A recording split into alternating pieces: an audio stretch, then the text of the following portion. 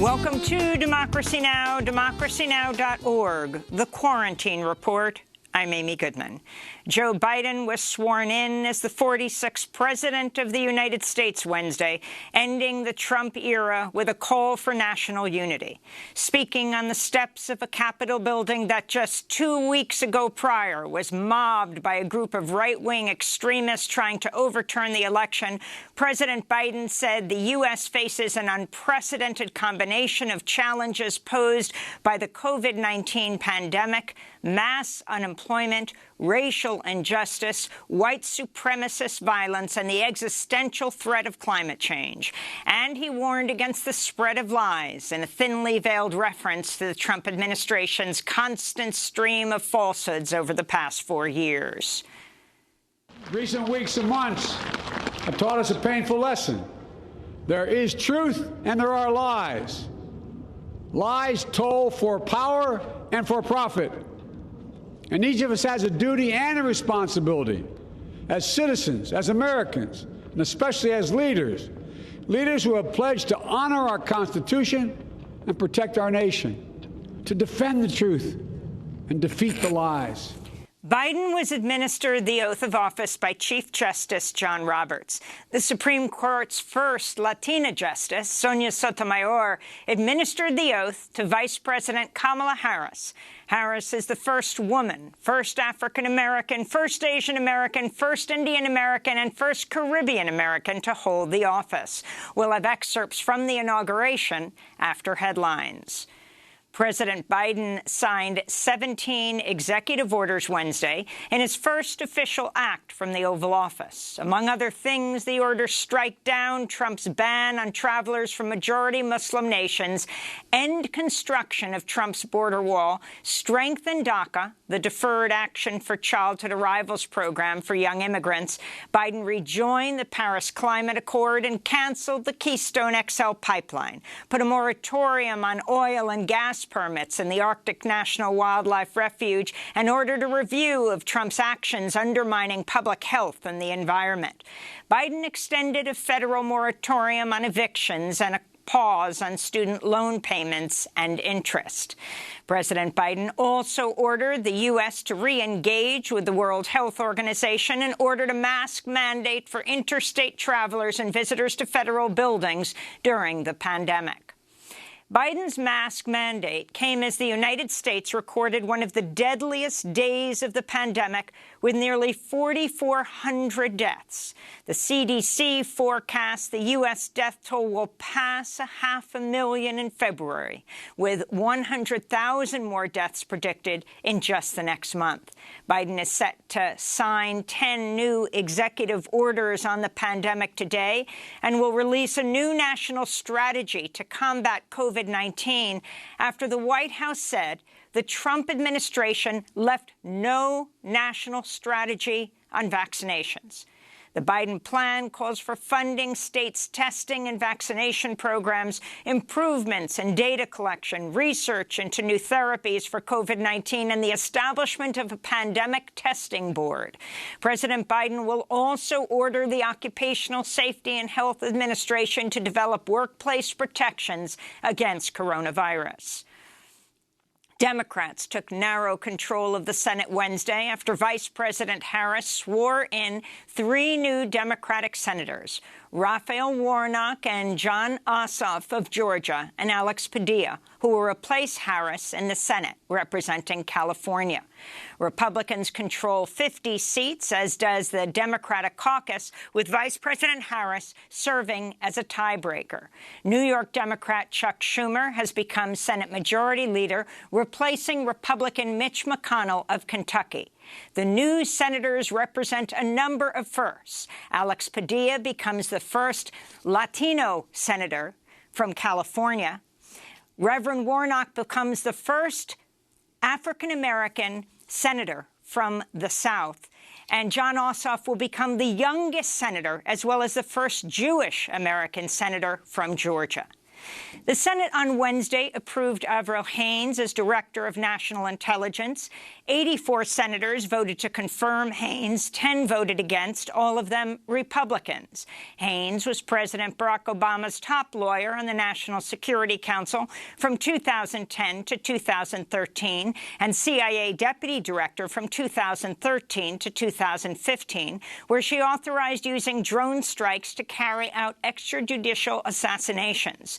Meanwhile, the House of Representatives is set to vote today on whether to grant a waiver to allow retired Army General Lloyd Austin to become Pentagon chief. General Austin is on the Army board of the weapons contractor Raytheon and is a partner in the venture capital fund Pine Island Capital. Critics say his nomination contravenes the principle of civilian control of the military. Joe Biden is the first president in recent history to come into office before any of his key advisors are installed. As President Biden's other cabinet nominees await their hearings and confirmations, he's appointed nearly 24 acting officials to temporarily lead agencies.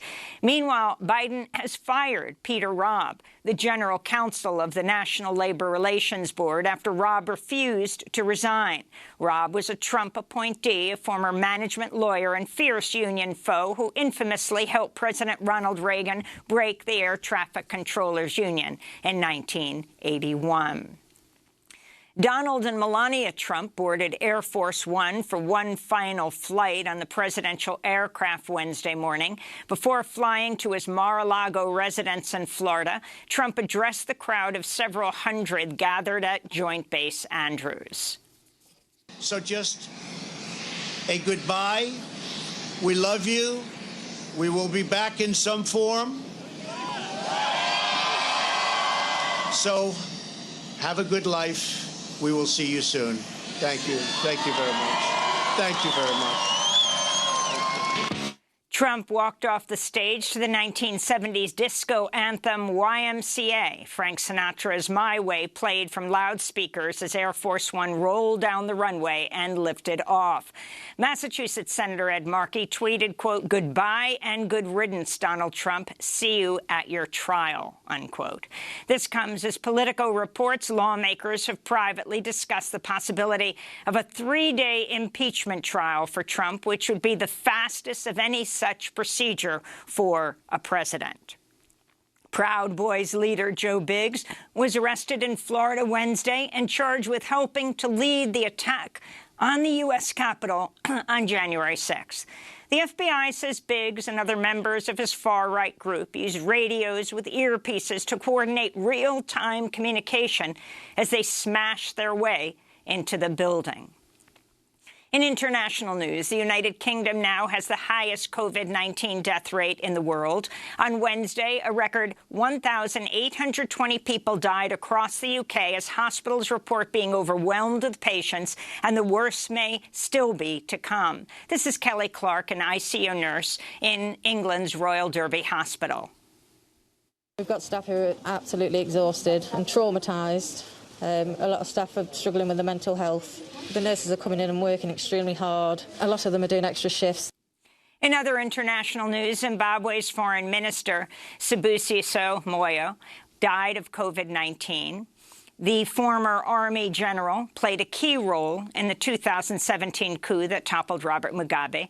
Meanwhile, in Brazil, deaths are rising in the Amazonian city of Manaus after hospitals ran out of oxygen. The Bolsonaro government is facing criticism for not helping avert the crisis, despite warnings of looming oxygen shortages.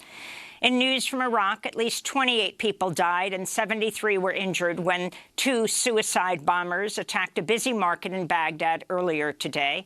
No one has taken responsibility for what's the first suicide attack in the city in nearly 2 years. Earlier this week, Iraq's cabinet voted to delay the upcoming general election by 4 months until October.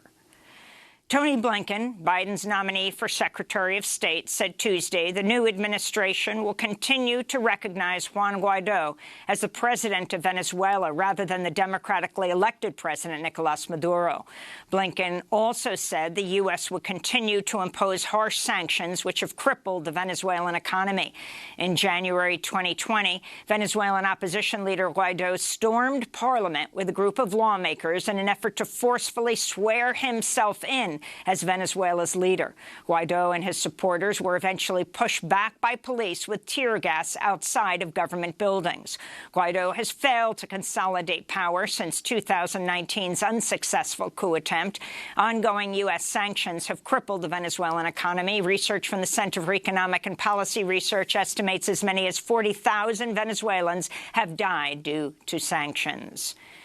At least 43 refugees were killed in a shipwreck off Libya's coast Tuesday. The deaths mark the first known tragedy of 2021 in the Mediterranean Sea, where over 20,000 people have drowned since 2014, according to the UN. 10 survivors were brought back to land, including migrants from Ivory Coast, Nigeria, Ghana, and Gambia. The UN says the journey by sea from Libya to Europe is the most dangerous migration route in the world, and 1 in 6 people who attempt it has died. Back in the United States, the Justice Department has dropped an insider trading probe against Republican Senator Richard Burr of North Carolina, who sold hundreds of thousands of dollars of stocks early last year after receiving privileged briefings about the threat of the coronavirus. The Justice Department informed Burr of its decision Tuesday, the last full day of the Trump administration. President Biden signed an executive order to impose stricter ethic rules on government workers. Biden has banned so-called golden parachutes when companies give bonuses to workers who leave to enter the government. The order will also bar Biden appointees from lobbying the administration if they leave office before his term ends. Government watchdogs are demanding transparency over donations to Joe Biden's and Kamala Harris's inaugural committee after it accepted gifts of up to $1 million from corporations and wealthy individuals. Among major donors to the inaugural, Amazon, Boeing, Capital Group, Comcast, Fidelity Financial, Google, Microsoft, Qualcomm, UPS, United Airlines, and Verizon. In 2019, House Democrats proposed an ethics bill that would cap inaugural donations at $50,000 while requiring the online disclosure of major donors. And the family of reality winner is urging President Biden to free the NSA whistleblower who's been behind bars for over 3.5 years for leaking documents to The Intercept about Russian meddling in the 2016 elections. The ongoing campaign to free reality winner has gained renewed urgency as The Intercept reported this week. Winner recently faced threats from a guard after she made a report of abuse against him last March. This is reality winner's mother, Billy Winner Davis. Mr. President, my daughter was jailed, denied bail, and has been imprisoned for over 3.5 years. She has suffered tremendously. She has been beaten, injured, sexually assaulted by her jailer, and denied compassionate release. Please, Mr. President, bring my daughter home. And those are some of the headlines. This is Democracy Now!, democracynow.org, the Quarantine Report. When we come back, we get reaction to the inauguration and Biden's sweeping executive actions from Harvard professor Cornel West and the pioneering Latinx journalist Maria Hinojosa. Stay with us.